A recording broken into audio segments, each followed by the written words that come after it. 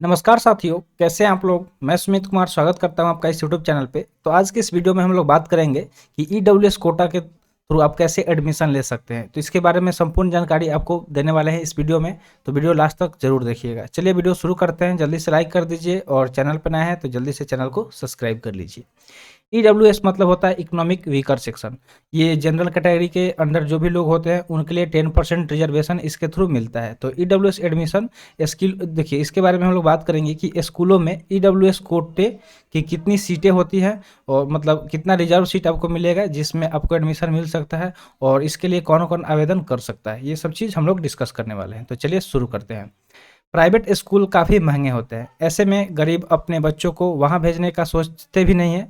ऐसे ही लोगों के लिए सरकार की तरफ से ईडब्ल्यूएस कोटा बनाया गया है। यानी कि देखिए, आज के डेट में जो एजुकेशन है समझ लीजिए तो एक तरह का बिजनेस बन के रह गया है। प्राइवेट स्कूलों में मतलब अगर जो गरीब के लड़के हैं वो पढ़ नहीं पाते हैं क्योंकि उसका स्कूल फी इतना हाई होता है। उसके अलावा बहुत तरह की चार्जेज होती है, वहाँ का खुद का स्कूल का अपना बुक होता है, खुद का ड्रेस होता है, तो सारी चीज़ मेंटेन नहीं हो पाता है गरीब फैमिली से।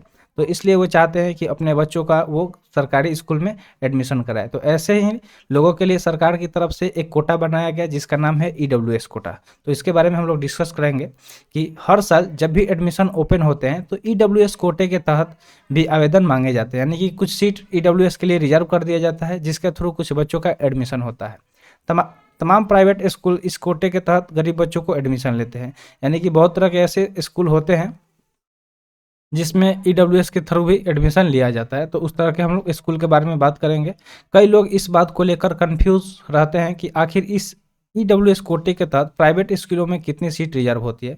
तो अक्सर आपके मन में ये सवाल आता होगा कि अगर आप ईडब्ल्यूएस कैटेगरी में लाइज करते हैं और आपको भी प्राइवेट स्कूलों में पढ़ाई करना है जहाँ पे आपको कुछ छूट मिल सके, तो उसके लिए कितनी सीट रिजर्व होती होगी, ये जानने के लिए सब कोई उत्सुक होता होगा। तो हम लोग वही बात करेंगे कि राइट टू एजुकेशन एक्ट के तहत प्राइवेट स्कूलों में 25% सीटें ईडब्ल्यूएस कैटेगरी के लिए आरक्षित होना जरूरी है। तो एक मतलब एक्ट है जिसका नाम है राइट टू एजुकेशन एक्ट। उसके तहत जो भी प्राइवेट स्कूल है उसमें 25% यानी कि 25% जो सीट है वो ईडब्ल्यूएस कैटेगरी के लिए आरक्षित होना जरूरी है। ऐसा गवर्नमेंट का नियम है।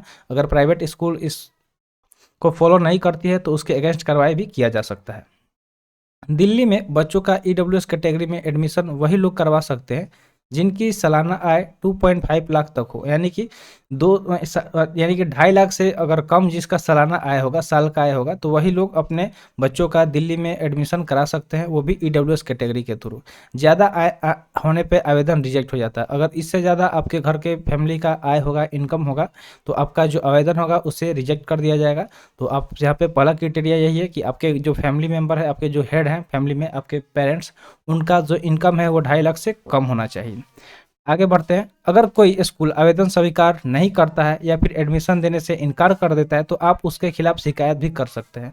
मान लीजिए कि आपके पास ईडब्ल्यूएस है और आप एडमिशन लेना चाहते हैं और उस स्कूल में गए, फिर पता चला कि वहाँ पे धांधली चल रहा है, ठीक है, आपसे ज़्यादा पैसे लिए जा रहे हैं, या फिर आपका एडमिशन अगर आप नहीं दे रहे हैं तो आपका एडमिशन लेने से इनकार कर दिया जा रहा है, तो वैसे में आप इसके खिलाफ कंप्लेन भी कर सकते हैं, शिकायत भी कर सकते हैं।